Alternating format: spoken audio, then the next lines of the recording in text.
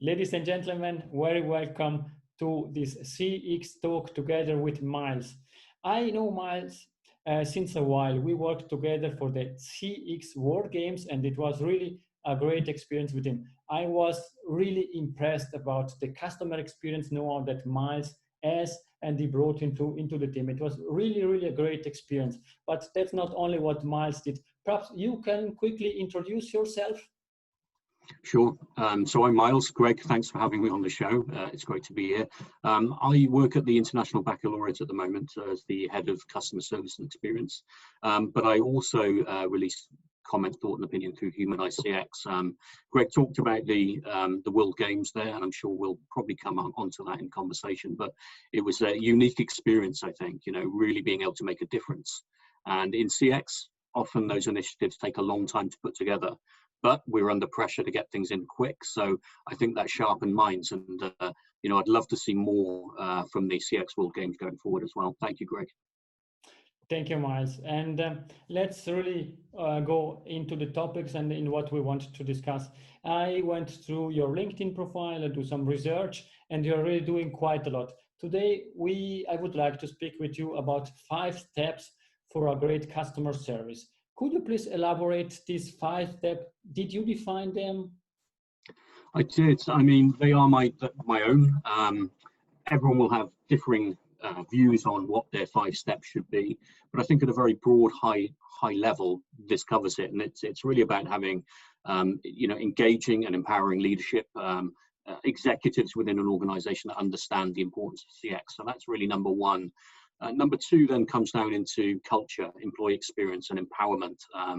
Not only is it that an organisation needs to have good leadership, but it needs to empower its staff to be able to create and deliver the right experiences to the customers. Beyond that, it's about really building trust and advocacy. That's step number 3. And that's around a consistent service experience so that customers know what to expect and they trust you to deliver on what you say you're going to deliver. That's a key point. Number 4 is a bit more about understanding customers through a VOC program. You've got to listen to your customers. You've got to understand them. You've got to know what things are troubling them and how you can help to fix solutions within the services that you provide. And I think finally, it's a bit more than just listening. You have to be seen to take action on what you're learning as well. Customers really appreciate when they're listened to and action is taken as a result of that, and that helps build a sense of trust and advocacy for the organization as a whole. So those are the 5 steps at a high level. Thank you, Miles. I think now it's clear which question I am going to ask you. Let's deep dive one topic after the other. I think they are all extremely important. Let's start really with the first one: engaging and empower leadership. It's the executive support, the executive understanding why customer experience is important, or only, let's say, why customers are important. What's your view on that? Yeah, it's a difficult one. I think many people who work in the CX space will recognize that winning the hearts and minds of the executive suite can be difficult at times. But without that buy-in, those people who hold the purse strings, who are able to make the strategic decisions as to how to move forward, you're going to get stuck and you're constantly going to be fighting to try and make change happen. One of the key factors there is when you're talking to executives, understand what things are important to them. So if you're talking to the finance director, for example, you need to really be thinking about what is the return on investment of some of these initiatives. I've worked in customer service and experience for 15 to 20 years now, and you see the same sorts of things. And one of the clear analogies is that every company has what I term high volume, low value requests. And that could be password reset. So it's not working for whatever reason, and customers need to contact you. They don't want to contact you about this, but they have to contact you in order to get in. And that requires staff at the front line customer service to be spending time understanding the problem and fixing it in a one-to-one basis. So from a return on investment perspective, you can say, well, let's have a look at this. Let's understand if there's a technical issue that sits behind this. Let's fix that issue. And that will then free up the time of the staff to provide an ever better and better service. You often find staff get quite anxious when you think about introducing AI or improvement projects. But my view is that as you free up that time, staff don't go anywhere, they stay there, but you enable them to provide greater value. So that leadership is really the key pivotal point. You find in smaller organizations or new organizations, startups, if you like, that this seems to be ingrained from the start. I don't know what it is about startup organizations. A lot of them are digital, tech focused, but their processes, their delivery, their communications, their marketing, it has an understanding of customer experience, at least to a good degree, already baked in.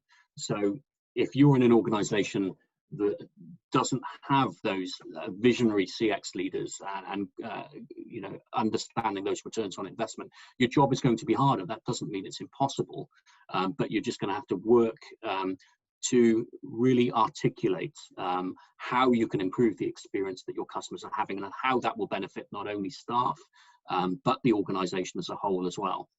So that's really the key piece around leadership for me. Of course, there are many different styles of leadership and how that works, and that will differ from organization to organization. My view is that leaders need to focus a lot of their efforts on creating the right tools, training and empowerment for staff to meet the objectives and goals of the organization as a whole. That is a key piece. Thank you, Miles. I think this is really an important topic. Let's start about speaking return on investment. It's clear at the end we are companies, we need to make money, and therefore it's important to show a return on a value. I like also what you are saying about technology, and you use the word enablement, and I think technology is really an enabler for a great customer experience, but it's not the solution. Most people or most senior people say, oh, I found out a good technology, let's use it, please do the project. No, it's only let's solve a customer issue, a customer needs, and then we can discuss about which technology can support that. And then you went to also the staff. I like very much that you said staff and not call center agents or something like that.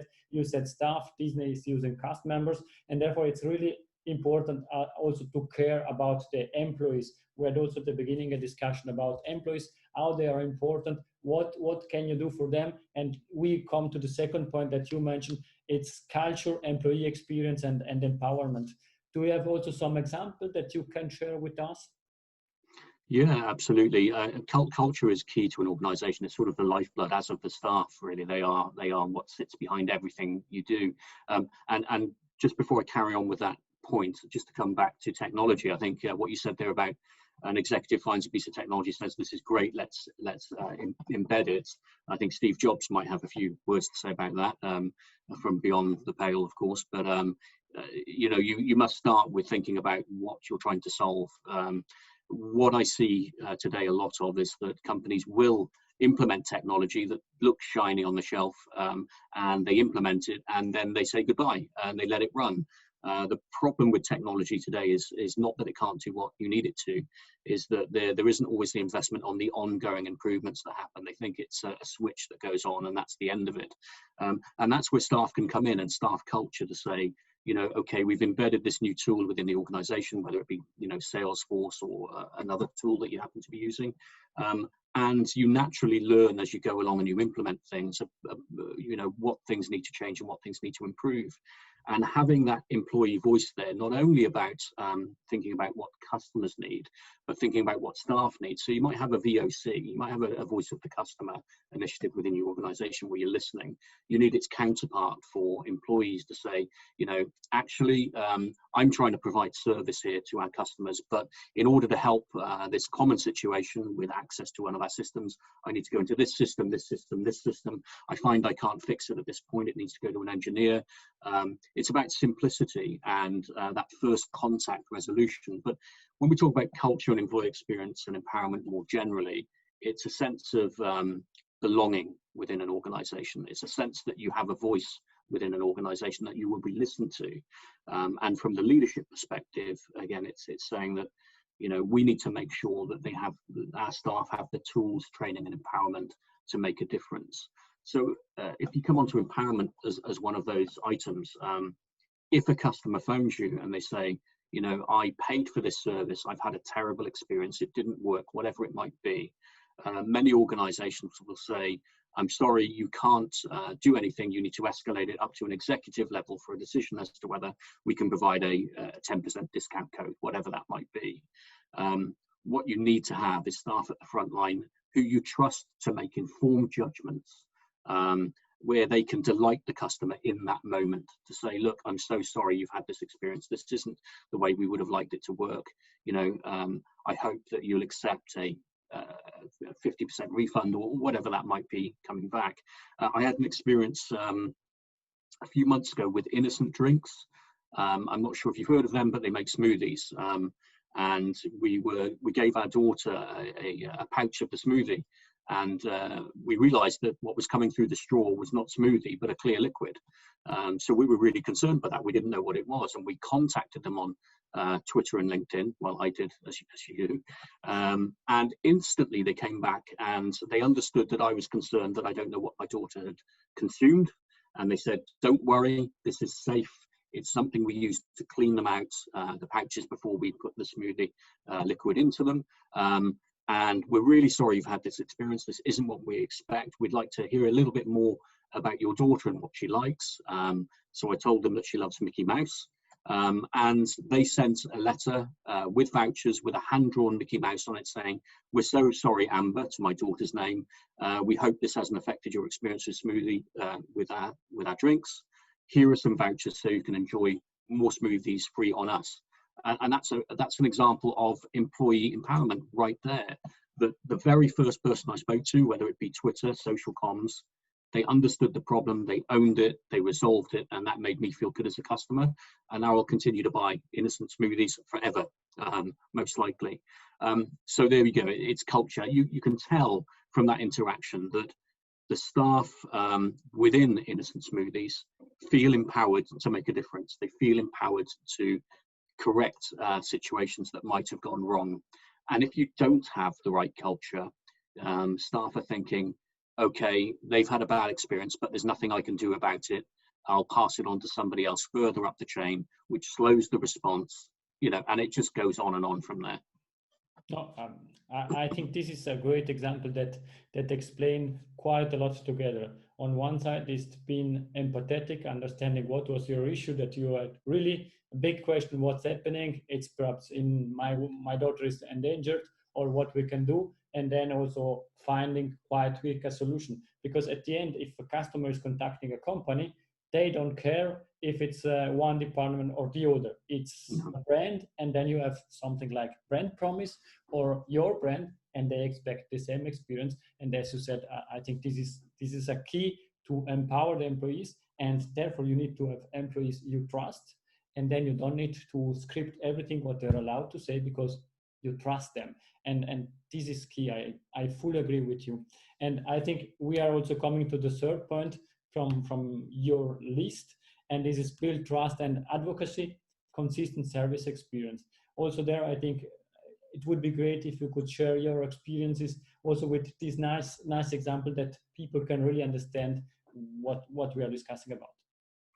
Yeah, so as I said, I mean, building that level of trust and advocacy is a key point, and one of the ways that you can show your customers that you care about them, if you want to put it that way, is to make sure that they know what to expect when they interact with you, and that can be as simple as a service level agreement that if you contact us, we will respond within this particular point of time. I think it's easier actually to talk about what disrupts or detracts away from that sense of advocacy from a lack of consistency. So when you're working with companies and buying services from them, you might encounter similar issues, and you could maybe contact on Twitter and contact on their support email address and get two different answers to your question. What does that tell you? What does it make you think? Well, this company, they don't know what they're talking about. One person's telling me this and one person's telling me this. And one of the best ways to fix that is about having very clear experience paths. So you design to common questions. And that again helps to empower staff because they have clarity on exactly what they need to be doing within a given situation. Now, one of the things that I think is really interesting here is that whilst consistency is really important for building advocacy and trust, there's a concept called random acts of kindness, and that's a really interesting one, where you provide something that is unexpected, and that seems to run in the opposite direction to what I'm saying about consistency, in that the customer might expect something brilliant next time that they have an interaction with you. I actually think both can be true. I think you can be consistent and on occasion provide an exceptional experience where that is warranted. So again, consistency means that expectations are really clearly set. When I contact company XYZ about a specific problem, I know how they're going to handle it, and that knowing might be a positive or negative in actual fact. I had an experience about a year ago where I bought an iPad for another one of my daughters. So you can see, having daughters is an expensive thing. So, you know, it carries on like that for a long, many years. And the iPad didn't arrive on time for an important date, despite my continuous emails. Now, in my emails, I'm saying, look, all I want to know is when I'm likely to receive this. And then I get a message back saying, yes, you will receive this within 7 days. Absolutely. We own this. We're going to get it to you. 7 days came and went, didn't arrive. I contact again and they say, oh yeah, it's because we don't have any in stock. We're waiting for some to come through. We know they'll be here tomorrow. We'll phone you to make sure to let you know exactly when you can expect it. The next day, no phone call comes. All of this is building up in my mind a sense of mistrust. This carried on for a long period of time. In the end, they came through, the iPad arrived, they gave me some free AirPods and a case. But the problem is that despite them trying to fix it at that point, the mistrust I had leading up to that point means I probably wouldn't use that company again. And when you think as a customer about how you interact with companies, it's really similar to how you interact with people.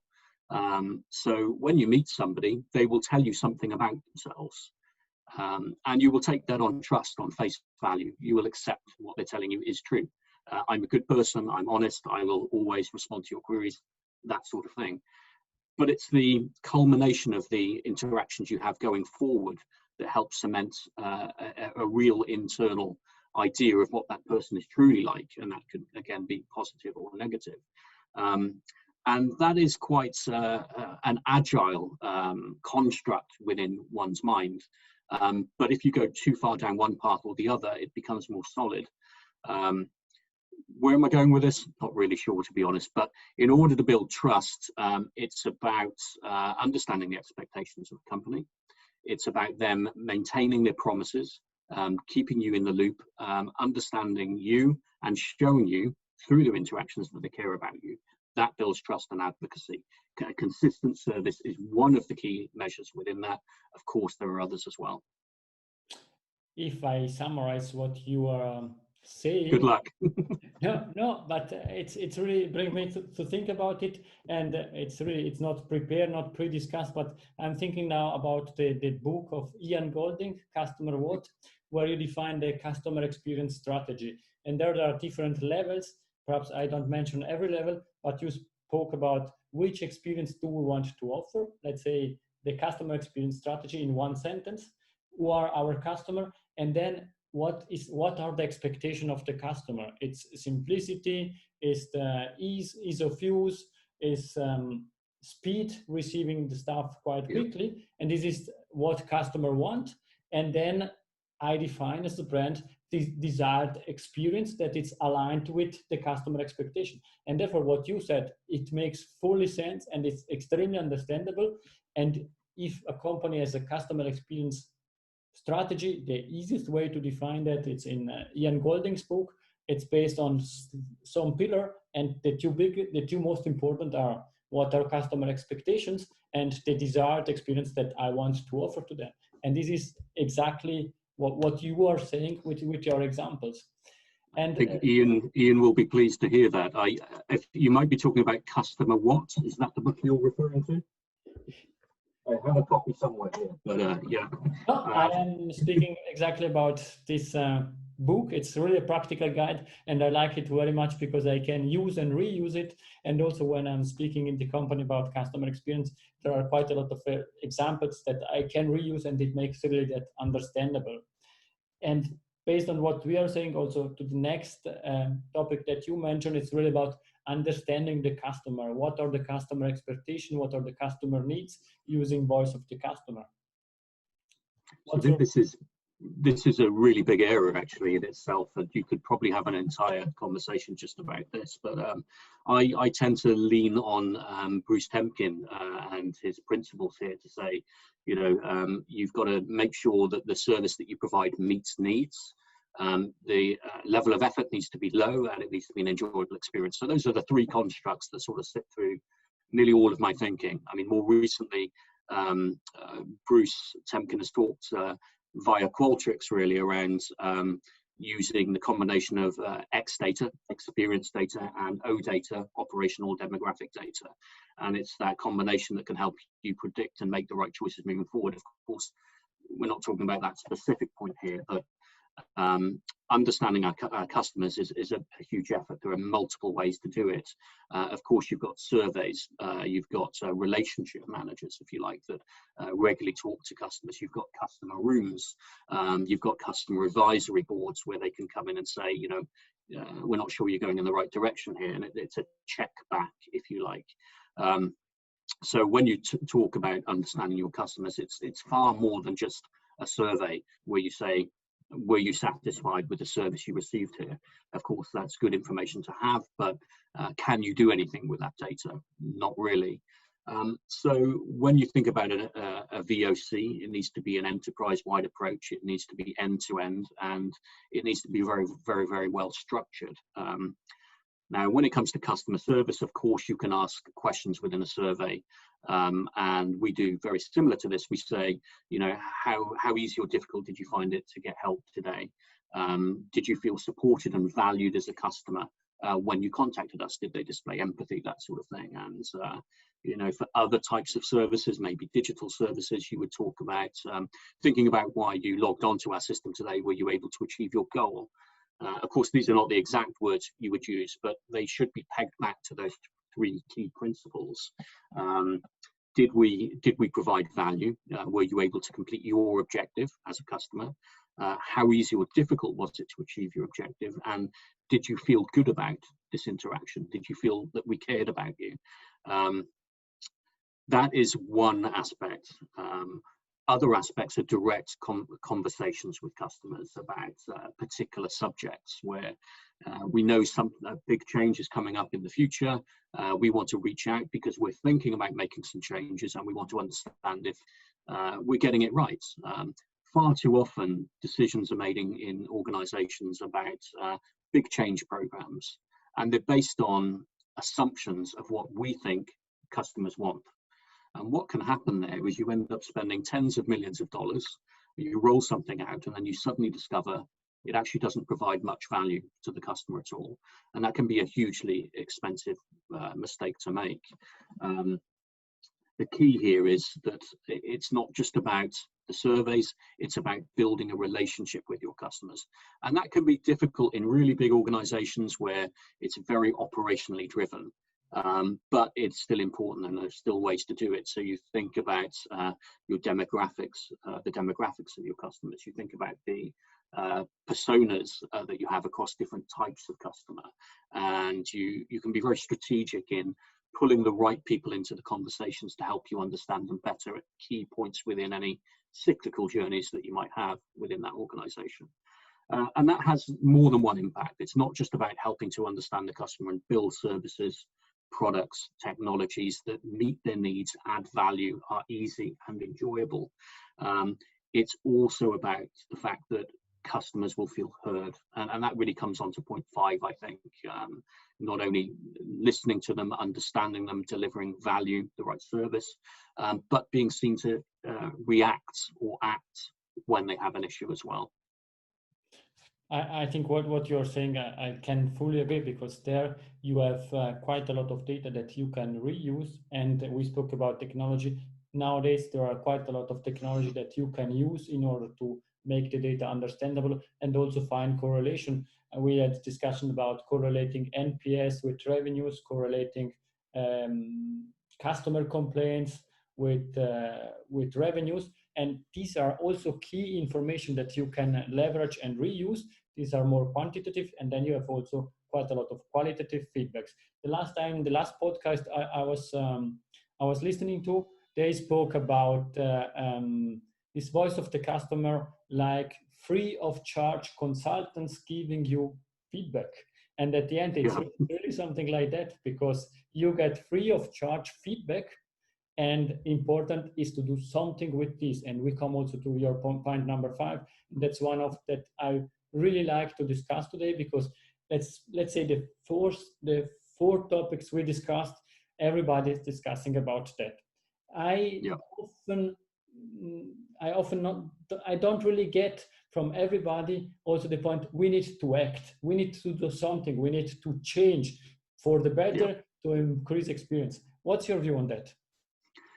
It's an interesting one. You talked about complaints there as well, and that's a key part of this, and that's where you see a more direct correlation between needing to be seen to take action. Absolutely. The worry is that if you don't take action or you don't make change happen, you stop getting the feedback. So I think that's point number 1. That's the biggest risk. If customers complain, you don't do anything about it, they'll stop complaining, they'll go quiet, and then they'll disappear. And it's the same here as well. I mean, there are some great and innovative ways in which you can listen to your customers. I was reviewing one last week, which it's a Salesforce product. I don't work for Salesforce or have any affiliation with them, I should just state that, but something called the Ideas Engine. And what you can do with this is you can digitally, you have a place, a community, whereby you can do one of two things. You can say, we're thinking about launching this new service, or we're thinking about changing this service, and this is what we're thinking. We'd love to get your input on that, and then customers can feedback and give you their viewpoints. Or customers can go here and they can say, I think it'd be a great idea if you implemented this change or did something differently. And what you have there is an opportunity where you can build that trust, and you can build that relationship with your customers on a big scale, you know, not one-to-one conversations necessarily, where you can say, okay, we think that you've got a really good idea there, and we're going to implement it. Equally though, you will always get recommendations from customers that you truly can't implement. I mean, the cost would be too high, or there would be other issues with it. It's equally important to be going back to that customer and saying, you know, thank you so much for your feedback here and your idea. Whilst we loved your enthusiasm and the idea you had, this is not something we're going to be able to implement, and this is the reason why we can't implement it. So the action is not always affirmative in that sense, that you would roll out everything that your customers ask for, but even when you can't, there is an opportunity to thank them for, you know, putting themselves forward, and that will make, you know, that would make me feel good about myself. If I said to a company, I'd love it if you implemented this fix or this change, and they said, you know, thank you, we can't do it, but this is the reason why. Because so often you just either get no answer or just a flat no. Complaints, again, is a different area. It's a key bit of data that you need to pay very close attention on. And where you have complaints, typically they would be around the lack of provision of a paid-for service. Of course, there are other reasons for complaints. Of course, there are. And that does require an action. And at no point within a complaint being raised should there be any defensiveness from the organization. It should be very much about trying to understand how that customer is feeling right now. Without customers, there are no companies, right? It's, you know, the end of the road. And the organization's task here is to make sure that a great deal of effort is placed on not only fixing that individual complaint that's been made, but taking that complaint and looking across your organization to see if that could potentially happen again. So there are two things you can do there. One is to design the experience around that potential complaint coming up again until you can actually resolve it and stop it from happening in the first place. So that's really about acting on the understanding. It's about building the relationship, building the trust, and making people feel valued, actually, I think that's probably the key thing. I think we all, depending on the type of company you're dealing with, if I'm going to buy a house or a car, big ticket items, that's the easiest analogy. You expect to be treated very, very well. And it can be bizarre, actually, sometimes when you think about house buying, hundreds of thousands of pounds, francs, whatever currency you're talking about. And yet it feels very perfunctory. You don't feel valued. It's just about getting you to sign that piece of paper. And, that should be turned around.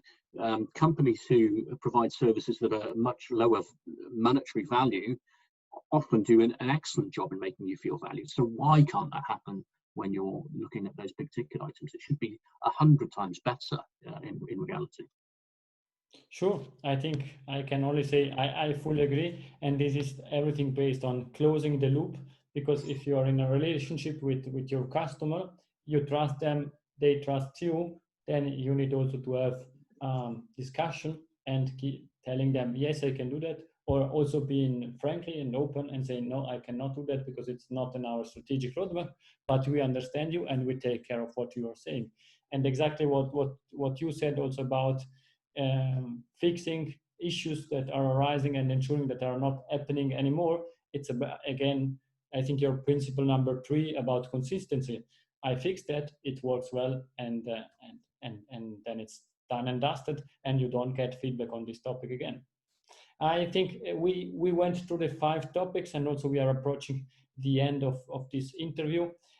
Perhaps only to get some more details about you. We are now in COVID situation. We stick at home. How can you ensure your work-life balance? Yeah, I think everyone is facing the same issue today, right? I mean, I've been in lockdown since March, effectively. So I'm based in Wales, in the UK. And for the type of work or the industry I work in, actually, we've seen a huge increase in the volume of work that we've had to undertake, and that's difficult from a work-life balance perspective, no doubt. But what I do fully believe in is that at least the organisation I work for genuinely cares about their staff, and they're providing the sort of help, support, and services that would be the envy of many organizations. For me, as a leader within the organization looking after customer service, my view is that my job, if you like, is to ensure that all of my teams feel supported. If they need to take time out, they take time out. One of the more difficult scenarios is that within the first lockdown, when we're asked to work from home and schools closed, you've got situations where I'm working on a video call and I've got kids that need me at the same time, and that's a great deal of pressure and stress on people. I think organizations are starting to truly understand now the importance of looking after their staff, because you're going to get burnout, there are going to be mental health issues, and in a change to what organizations were like in the 70s, 80s and 90s, I think what we're starting to understand now is that to a degree organizations have a duty of care. I think that's accepted now towards their staff, and that's really the baseline, a duty of care, but it needs to go much further than that. I mean, we talked just before we started the interview, and I was saying that what we do is we have regular weekly quizzes. So we meet and we're not talking about work, we're just listening to each other, because I've got staff in Singapore, the UK and Washington DC. When we meet up, we bring our food with us sometimes. So Singapore having their dinner, we're having our lunch, and the US are having their breakfast, and we talk about the differences in cuisine across those continents as well. We have yoga and mental health well-being sessions as well. So this is difficult. Work-life balance has been more challenging in lockdown than it has been previously. However, it sounds like we're seeing the first hopeful chances of a vaccine coming through that might return us all to some level of normality. But to take it back for one final point on that, really, about work-life balance, this is a key responsibility of leadership within organizations. we must hold accountability for the well-being of our staff. I know that when I talk to my staff, well, hopefully it should come across as genuine concern. I believe in them, I understand them, I want them to be successful, and they're not going to be successful if they are overworked. They're not going to be successful if they don't have the right tools to work either. You know, actually, March, when we decided we were all going to work from home, we moved from a office-based environment for a call center. I use that term loosely because I think it has negative connotations, but essentially telephone and email support. And we seamlessly moved that to a home environment using Microsoft Teams and other pieces of technology. So, you know, there's no doubt it's been hugely challenging for everyone involved. But in actual fact, some good has come of it. I think it's brought teams closer together. We're more geographically dispersed than ever, but we're closer together in the way that we interact and talk. The other positive thing that's come out of this whole pandemic for me is that organizations have now started to place greater importance on employee experience as a key factor, but also they're thinking about their customers more and thinking about the impact that this has had on their customers and how that might impact the organization too. So there are some positives from all of this.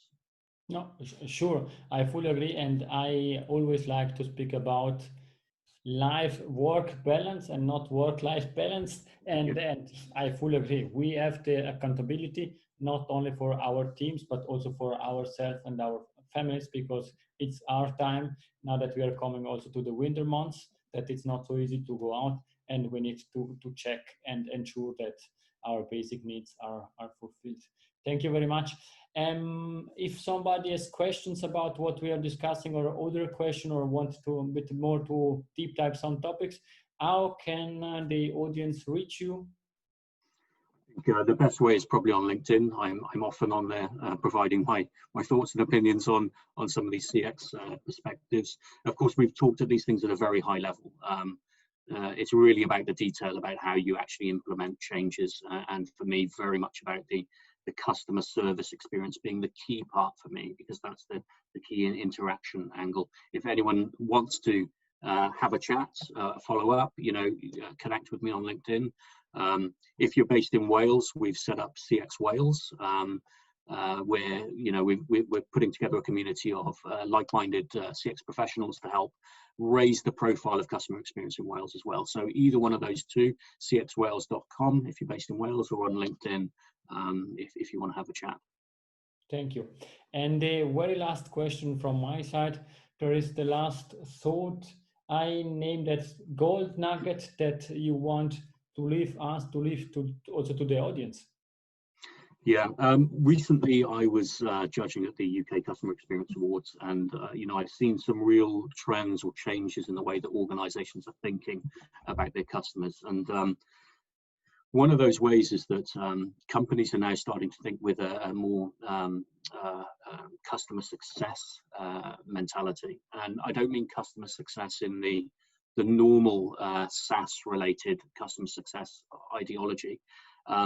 But to give you a very solid example, one of the companies I was judging was called Vanarama. Vanarama lease vehicles to people, and you know, with the COVID crisis coming in, the organisation rightly considered that they might find that customers didn't want to lease cars because they were concerned about their financial well-being, losing jobs, everything else that goes along with it. And one of the things Vanarama did is they came up with the idea to offer free income protection insurance with every lease.